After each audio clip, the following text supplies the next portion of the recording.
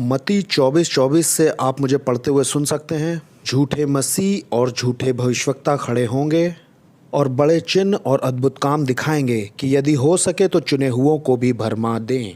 वो असली चुने हुओं को तो नहीं भरमा पाएंगे, लेकिन जो सच्चे बिलीवर नहीं हैं उनकी अगुवाई वो करेंगे अपने पीछे चलने के लिए। अब मैं थोड़ी देर के लिए आपसे बात करना चाहता हूँ, ऐसे जैसे कि आपको इसमें थोड़ा इंटरेस्ट आए। हमेशा से ही झूठे भविष्यवक्ता और झूठे मसीह तो होते आए हैं जिन्होंने कहा है कि वो यीशु मसीह हैं, ये दावा कि वो यीशु हैं, और कुछ दूसरे से ज़्यादा ध्यान देने लायक भी हैं। लेकिन जब आप अंत की तरफ बढ़ते हैं मानव इतिहास के, और आप उस समय तक पहुंच जाते हैं जिसे ट्रबुलेशन का टाइम कहा गया है, वहाँ पर इस भविष्यवाणी के पूरा होने की बड़ी ख़ास बात है। और आज मैं चाहता हूँ कि आप इसे समझें, क्योंकि इसका लेना देना इस्लाम से है। इस दुनिया के ज़्यादातर लोगों को लगता है कि इस्लाम बिल्कुल ही अलग धर्म है क्रिश्चियनिटी से। इसका तो कोई कनेक्शन ही नहीं है क्रिश्चियनिटी से। आप सोचेंगे कि अगर कोई मुसलमान है तो उसका तो दूर दूर तक कोई रिश्ता ही नहीं है क्रिश्चियनिटी के साथ। और वैसे भी बहुत से धर्म हैं जिनका कोई कनेक्शन नहीं है क्रिश्चियनिटी के साथ, जैसे बुद्धिज़्म है, हिंदुइज़्म है, उसका कोई कनेक्शन नहीं है। और ऐसे ही बहुत सारे दूसरे धर्म भी हैं। कमाल की बात तो ये है कि उनमें से बहुत से धर्म कनेक्ट हैं। जब आप सच के पास पहुंचते हैं तो शैतान चाहता है कि आपसे झूठ बोले और आपको भरमाए।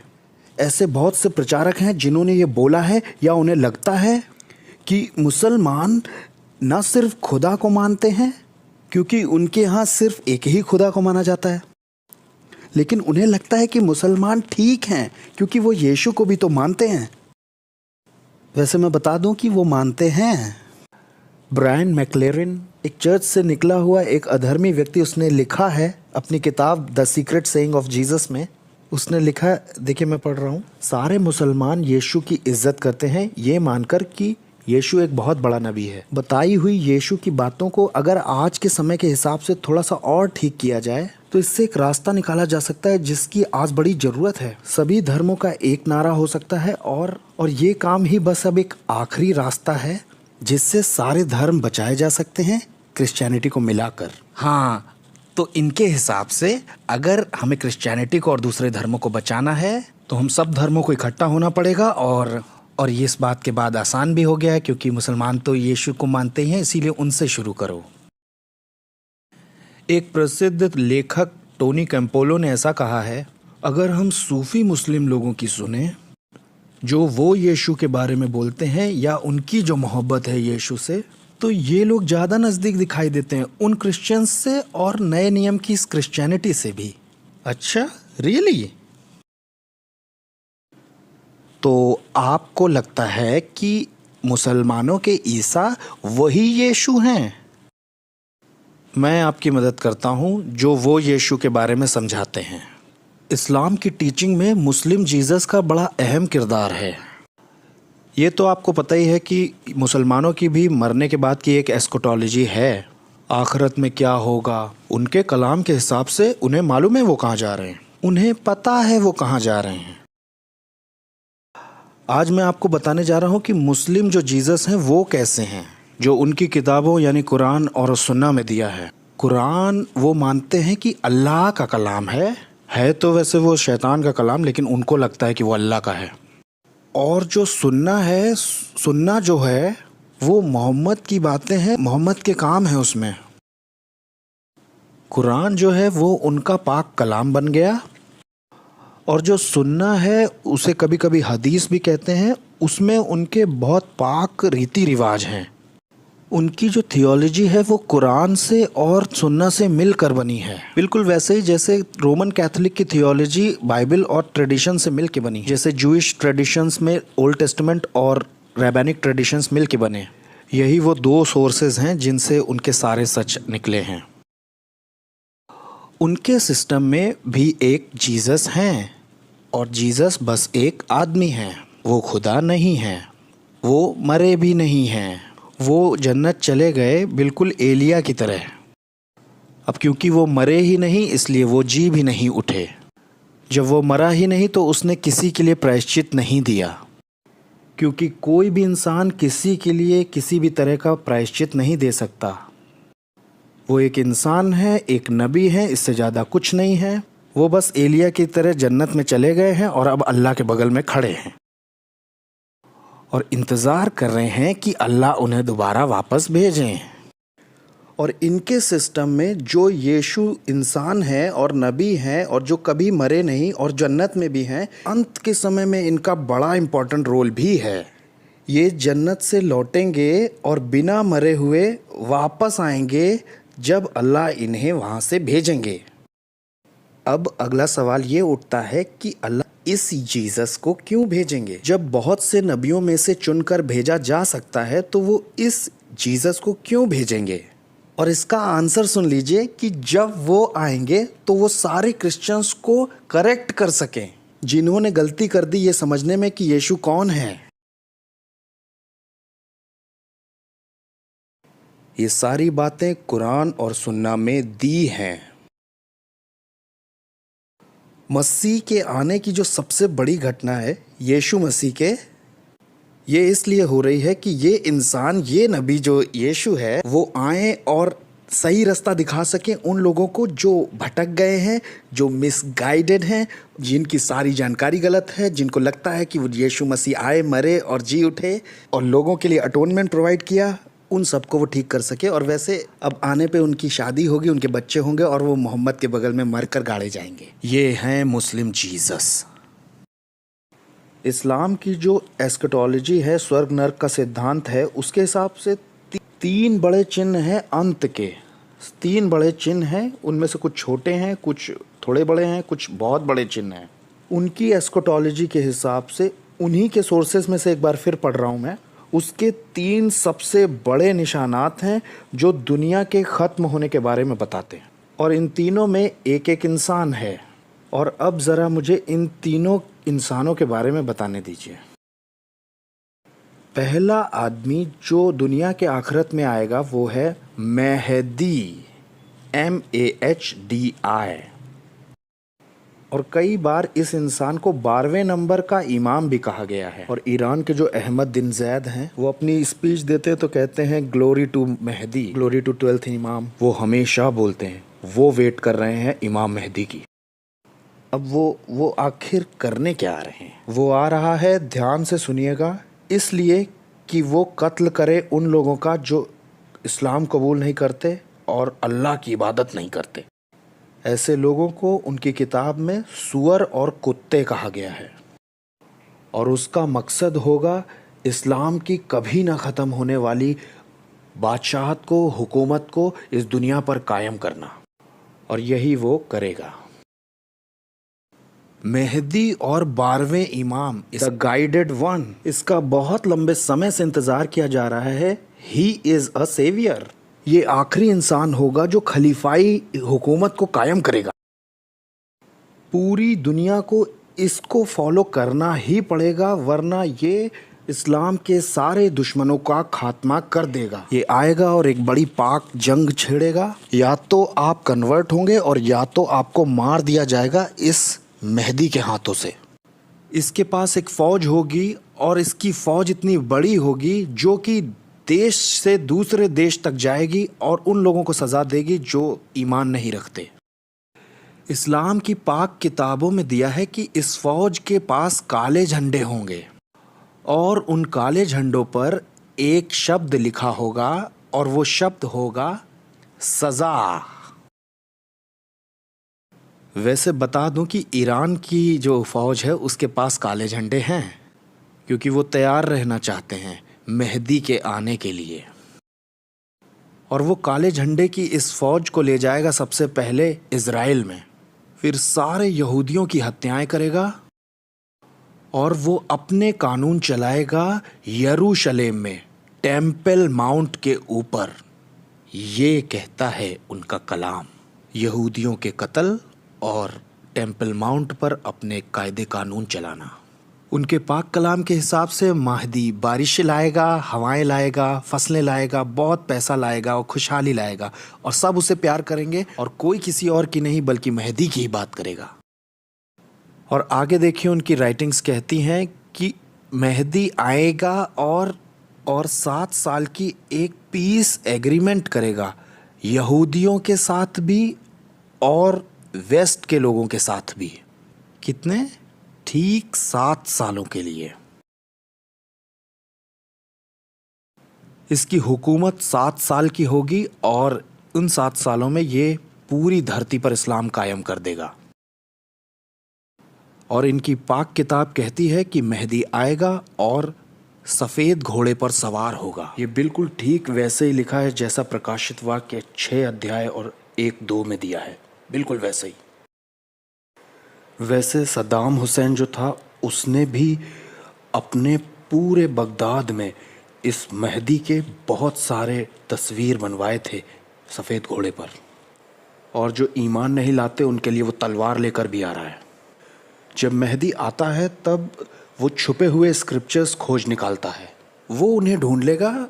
और बड़े रोमांचक तरीके से लिखा है, गलील के समुद्र के पास, और वहाँ पे होंगे गायब हो चुके स्क्रिप्चर्स, इंजील और तोरा और भी बहुत सारे, और वो होंगे असली स्क्रिप्चर्स जिनका इस्तेमाल करेगा महदी।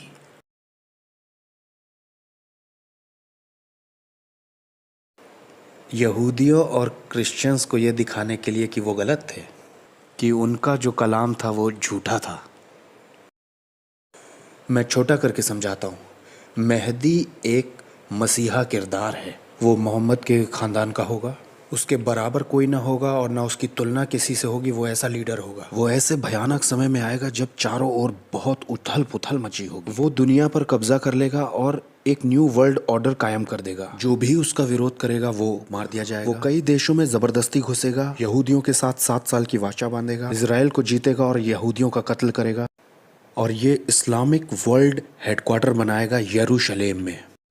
ये 7 साल तक शासन करेगा और एकमात्र रिलीजन इस्लाम को कायम करेगा। सफ़ेद घोड़े पर होगा और सुपरनैचुरल पावर इसमें होगी, और धरती के सारे लोग इसे बड़ा प्यार देंगे।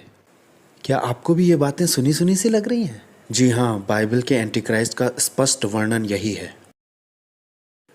बिल्कुल वैसे ही स्टेप बाय स्टेप।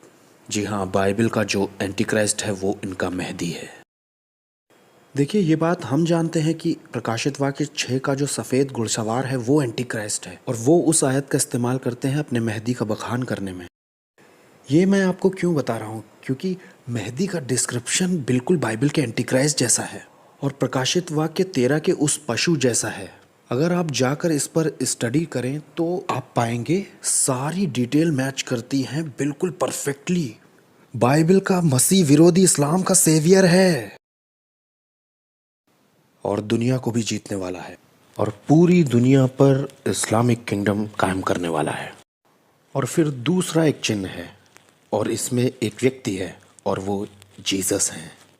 मेहदी यीशु नहीं है, महदी का रुतबा यीशु से बड़ा है, और इसकी अपनी इम्पोर्टेंस है, क्योंकि उनके सिस्टम में अगर कोई यीशु से बड़ा है तो इसका मतलब ईसाई लोग सारे गलत हैं। तो यीशु वापस आने वाले हैं। जी हाँ, वो मुस्लिम भी मानते हैं कि यीशु वापस आने वाले हैं, उनका आना होगा। असली यीशु नहीं। इस्लाम के जो जीसस हैं वो गॉड नहीं हैं, मरे भी नहीं हैं और जी भी नहीं उठे, उन्होंने पापों का बलिदान भी नहीं दिया। लेकिन हाँ, वो वापस आते हैं। वो तो बस एक नबी हैं और उनके वापस आने का सिर्फ एक मकसद है, और वो ये है कि मेहदी के साथ मिलकर उनके साथ जुड़ जाना है। और ये लौटते हैं, और ध्यान से सुनिएगा, एक कट्टर मुसलमान की तरह वापस आए हैं, तो कट्टर मुसलमान बन के। वैसे बता दूं कि वो पहुंचेंगे मिनरत के पास दमास्कस में, और वो 2 फरिश्तों के पंखों को पकड़े हुए आएंगे जो उनको नीचे उतारेंगे, मेहदी की जो इकट्ठा हुई फौज है उससे मिलने के लिए, जो पूरब में होगी काले झंडे लिए हुए। और ये जो जीसस आएंगे ये मेहदी से दुआ करेंगे जो कि उनसे बड़ा है, और ये मेहदी को अपना मालिक भी मानेंगे, और ये मक्का में जाकर हज भी करेंगे और अल्लाह की इबादत भी करेंगे। और इससे वो उन क्रिश्चियंस को जो उन्हें फॉलो भी करेंगे बताएंगे कि उस यीशु के ख्याल को छोड़ दो जिसे अभी तक मानते आए हो, और अब असली वाले को ग्रहण करो, यानी उसे, जो कि कुछ नहीं ये चारों तरफ शरीयत का जो कानून है उसे मनवा देंगे और ये सबसे बड़े मुस्लिम इवेंजलिस्ट बन जाएंगे और ये ही आखिरी गवाह होंगे क़यामत के उस दिन उनके लिए जो मुसलमान नहीं हैं। क्रिश्चियंस सब तरफ ये मानने लगेंगे कि उनका गॉस्पेल गलत था, उनका न्यू टेस्टामेंट गलत था, वो मरा ही नहीं, वो जी नहीं उठा, ना वो खुदा है ना वो खुदा का बेटा है। और अब वो खुद आकर ये बता रहे हैं कि हम लोग कितने ज़्यादा गलत थे। वो सारे गलत अनुवादों को और गलत तरह से बताई बातों को ठीक करेगा। मैं बताता हूँ उनकी किताब में क्या लिखा है। वो क्रूस के टुकड़े टुकड़े करेगा। ये बात चर्च के खात्मे को दिखाती है। चर्च में जिसे क्रिश्चियनिटी के सिंबल के रूप में लगाया गया था, वो सुअरों को मार देगा। वो नॉन मुस्लिम के टैक्स को भी ख़त्म करेगा, क्योंकि नॉन मुस्लिम जिंदा ही नहीं होंगे, मरे हुए कहाँ से टैक्स भरेंगे। और इनके बाद वो एक काम और करेगा, वो इस्लाम के हिसाब से जो एंटी क्राइस्ट है उसे मार देगा। वो मार देगा उसे जो इस्लामिक एंटी क्राइस्ट है। और इसके बाद उनकी मौत होगी और वो मोहम्मद के बगल में गड़ेंगे। लेकिन तब तक नहीं जब तक वो पूरी क्रिश्चियनिटी को ख़त्म नहीं कर देते, क्योंकि वो बता देंगे कि वो है कौन आखिर ये यीशु कौन है भाई। आप इसकी तुलना करके देखिएगा कि ये आखिर कर क्या रहा है उस भविष्यवक्ता से जो झूठा है। प्रकाशित वाक्य 13, 16, 19 और 20 में जो पृथ्वी से बाहर आया एक पशु और झूठा भविष्यवक्ता भी है, जो एंटी क्राइस्ट के साथ जुड़ता है और उसकी मदद करता है। यहाँ पर जो मेहदी है वो एंटी क्राइस्ट की बिल्कुल सही तस्वीर है, और यीशु जो इस्लाम वाले हैं वो उस झूठे भविष्यवक्ता के बिल्कुल बराबर है जो आकर एंटी क्राइस्ट से मिलता है और उसकी मदद करता है। उनके एक लेख में ऐसा भी लिखा है कि वो मेहदी के काम में हाथ बटाएगा और वो मेहदी की तरफ से हत्याएं करने वाला होगा। वो होगा जो मेहदी को फोर्सफुली मनवा देगा। वो महदी का नबी होगा। और ये वाले जो ईसा हैं ये मार देते हैं उसे जो एंटी क्राइस्ट है उनका। आइए अब तीसरे व्यक्ति तक ले चलूं जो कि एंटी क्राइस्ट है। मुस्लिम इसे कहते हैं दज्जाल। वो सबसे बड़ा धोखा देने वाला है। वो आएगा धरती पर गधे पर बैठ करके, और वो एक आंख से काना होगा। वो एक काफिर होगा, इनफिडल। ये झूठे चिन्ह चमत्कार दिखाने वाला होगा। ये जो इनका एंटी क्राइस्ट है इस्लाम वाला, और ये जानते हैं अपने बारे में क्या दावा करेगा कि मैं हूँ यीशु मसीह, खुदा का बेटा। ये दावा करेगा खुदाई का। और ये दज्जाल एंटी क्राइस्ट कोशिश करेगा मेहदी को रोकने की और असली वाले यीशु मसीह को भी। लेकिन असली यीशु इस दज्जाल को मार, ये उनका नजरिया है असली मसीहा होने का। इसीलिए हमारे जो यीशु हैं वो उनके एंटी क्राइस्ट हैं, और हम क्रिश्चियंस के एंटी क्राइस्ट उनके छुड़ाने वाले हैं। ये सैटेनिक काउंटरफिट है जो पूरी तरह से बदल दिया गया है। शैतान की जो सेना होगी, ये उनके लेख में दिया है, मैं पढ़ रहा हूँ। शैतान की सेना एक ऐसे व्यक्ति के साथ हो जाएगी जो अपने आप को यीशु मसीह कहेगा, और एक भयानक जंग होगी। और जो मुस्लिम जीसस होंगे वो लड़ेंगे इस झूठे जीसस से और इसे मार करके इस्लाम के किंगडम को कायम कर देंगे। लेकिन सच ये है कि हमारे सच्चे यीशु एंटी क्राइस्ट और झूठे भविष्यवक्ता को मारकर अपनी किंगडम को कायम कर देंगे। ये इनका सैटेनिक काउंटरफिट है पूरी तरह से। पूरी दुनिया में इस्लाम की हुकूमत। अब कोई ऐसा भी कह सकता है कि भविष्य में क्या होगा और दुनिया के अंत में क्या होगा, इसके लिए रिवाइव्ड रोमन एम्पायर या वेस्ट इसका मतलब नहीं है। आपको याद होगा डैनियल 2 अध्याय में जो मूर्ति है, जो आखिरी वर्ल्ड एम्पायर है, उसके 2 पैर हैं, और रोमन एम्पायर भी तो वेस्ट और ईस्ट में बटी थी। अगर आप इतिहास जानते हैं तो आपको मालूम होगा कि जो वेस्टर्न रोमन एम्पायर था वो तो डिसॉल्व हो गया था, लेकिन ईस्ट वाला जो था 1000 और कुछ साल और तक सरवाइव किया। तो जान लीजिए कि 60% से ज़्यादा जो ज़मीनें रोमन एम्पायर के समय में थी, जो न्यू टेस्टामेंट का टाइम था, अब वो मुसलमानों के कब्ज़े में है। वो सारी ज़मीनें, कम से कम 60% तो उनके पास है ही। रोमन एम्पायर का जो बड़ा हिस्सा है, वो जो न्यू टेस्टामेंट के टाइम का है, वो आज मुसलमानों के कब्जे में है। और इस्लाम आज वेस्ट और यूरोप में बहुत तेजी से फैल रहा है। जब आप यहेजकेल 38वें अध्याय की तस्वीर बनाते हैं एंटी क्राइस्ट गॉग की, तो आपके पास 8 देशों की एक लिस्ट है जो एंटी क्राइस्ट का साथ देते हैं। वो सारे देश मुस्लिम कंट्रीज हैं, वो 8 के 8 एक रिंग जैसा बनाते हैं मेडिटेरियन के पास, लीबिया तक। प्रकाशित वाक्य 17:9 से 11 में वहाँ लिखा है 6 राज्य हैं और उसके बाद एक 7वां है, फिर आखिरी में एक 8वां राज्य आ जाता है। इसके बारे में बहुत चर्चा हो चुकी है। ये ऑटोमन तुर्की का राज्य हो सकता है, जो कि लगभग 500 से ज़्यादा सालों तक रहा, जो कि सही मायनों में देखा जाए तो आज तक गिरा नहीं है। तुर्की का जो राज्य था वो आखिरी खिलाफत थी जो 1923 में आकर बंद हुई और वो मेहदी के आने में फिर से रिस्टोर होगी। तो बिल्कुल जब अंत आने लगेगा कोई कहेगा कि मैं यीशु हूँ, कोई कहेगा मैं जीसस हूँ। किसका यकीन करेंगे आप?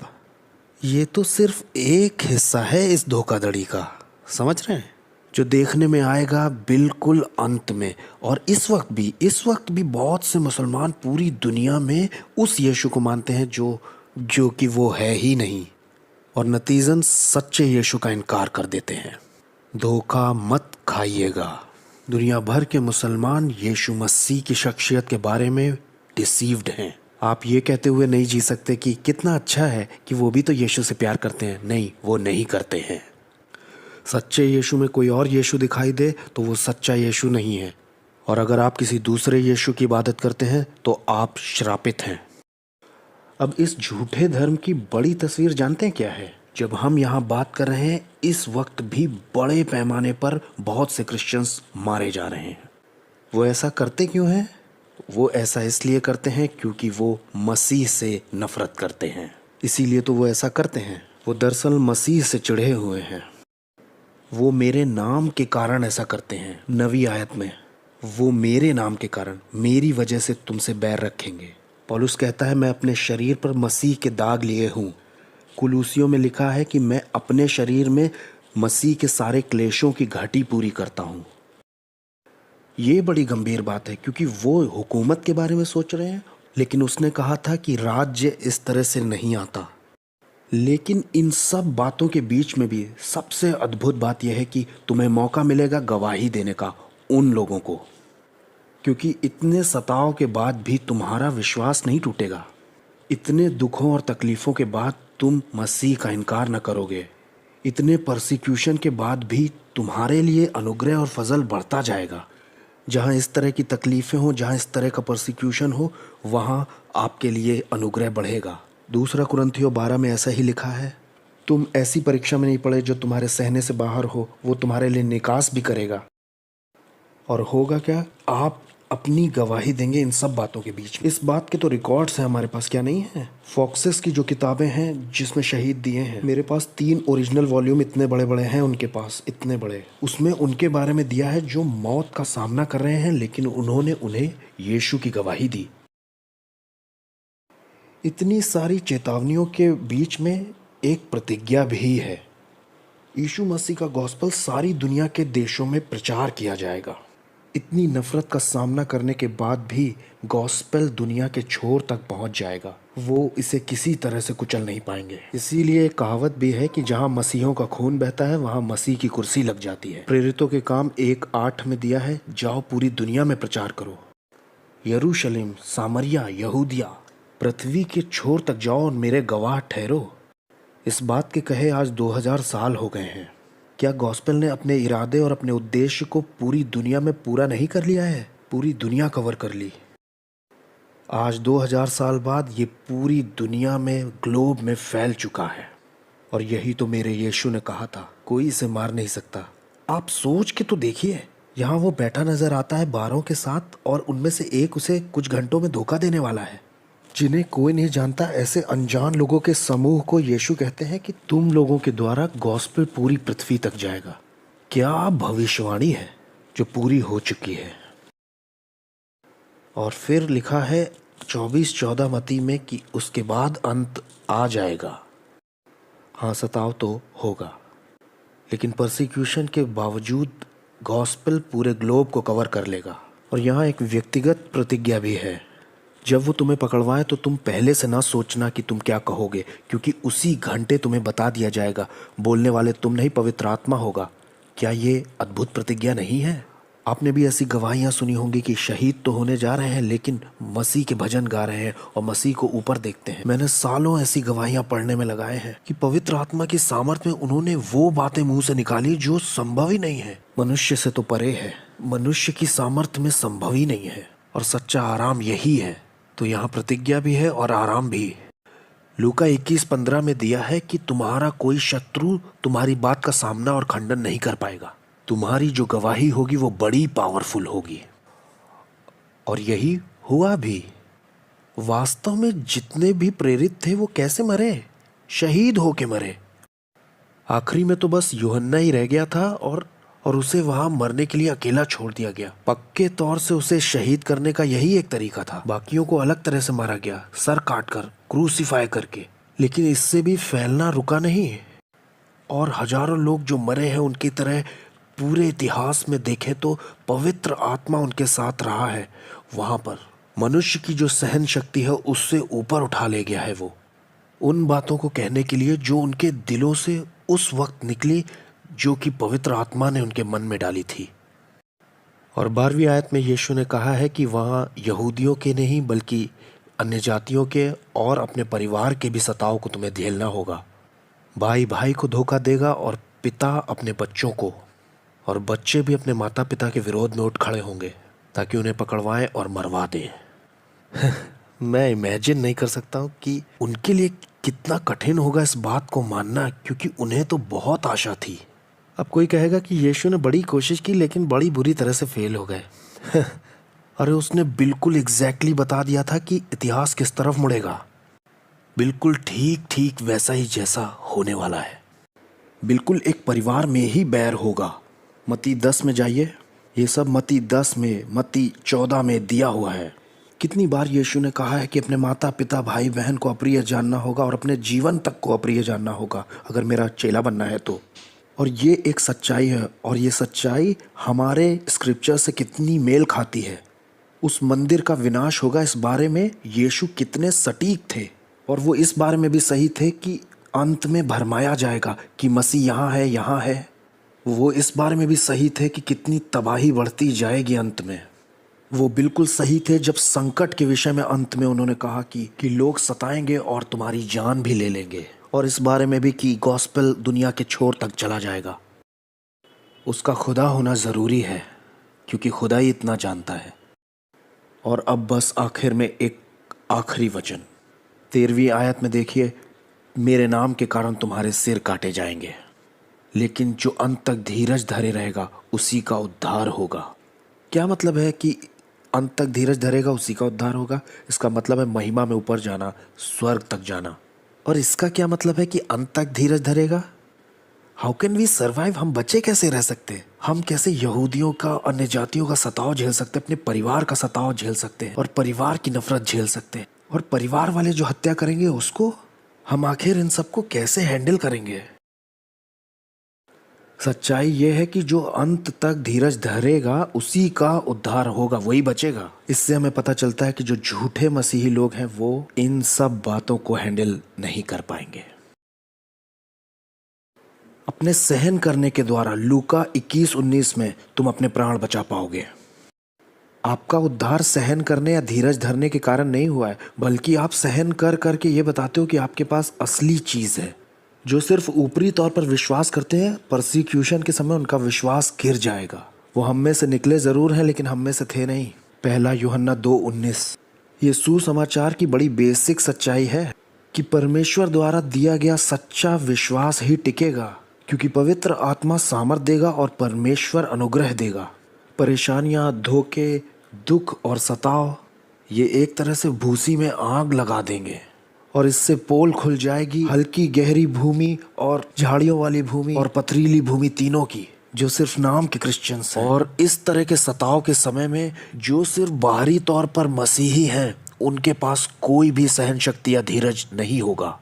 मैं एक बार फिर समझा देता हूँ कि धीरज धरने से हमें उद्धार नहीं मिलता है, बल्कि चाहे हम अपने दांतों को भींच ले, इतना सहन कर रहे हो तब भी नहीं होगा। हम अपना उद्धार दिखाते हैं जब हम सहन करते हैं या धीरज धरते हैं। तो हमें अनुग्रह के द्वारा दान में उद्धार मिला है, और ये दुखों के समय में अपनी असलियत बता देगा। याकूब 1, जब तुम नाना प्रकार की परीक्षाओं में पड़ो तो पूरे आनंद की बात समझना, क्योंकि तुम्हारे विश्वास के परखे जाने से धीरज उत्पन्न होता है। सच्चा जो ईमान होता है वो आपको मजबूत करता है सहन करने के लिए। पहला पत्रस 1, हमारे प्रभु यीशु मसीह के परमेश्वर और पिता का धन्यवाद हो, जिसने मसीह यीशु के मरे हुए में से जी उठने के द्वारा अपनी बड़ी दया से हमें जीवित आशा के लिए नया जन्म दिया, अर्थात एक अविनाशी और निर्मल और अजर मिरास के लिए, जो तुम्हारे लिए स्वर्ग में रखी है, जिनकी रक्षा परमेश्वर की सामर्थ्य से विश्वास के द्वारा उस उद्धार के लिए जो आने वाले समय में प्रकट होने वाली है की जाती है। इस कारण तुम मगन होते हो, यद्यपि अवश्य है कि अभी कुछ दिनों के लिए नाना प्रकार की परीक्षाओं में तो हो, लेकिन ये इसलिए है कि तुम्हारा आग में परखा हुआ विश्वास, जो नासमान सोने से बहुमूल्य है, यीशु मसीह के दिन प्रशंसा, महिमा और आदर का कारण ठहरे। आपके विश्वास की परीक्षा से आप में धीरज आता है। जब आपका विश्वास परखा जाता है तब आपको पता चलता है कि आपके पास असली चीज है। तो हमारा प्रभु हमें चेतावनी देता है, प्रतिज्ञा करता है, राहत देता है और स्वर्गीय आशा भी देता है। और अब इतिहास किस ओर अपना रुख करने वाला है ये भी बता रहा है, और उसकी इन बातों ने पूरी तरह से कवर कर लिया है इतिहास को उस समय तक जब ट्रबुलेशन का टाइम शुरू हो जाता है, जिसे हम फिर कभी आगे देखेंगे। जिसके कान हो वो सुन ले और जिसकी आंखें हो वो देख ले।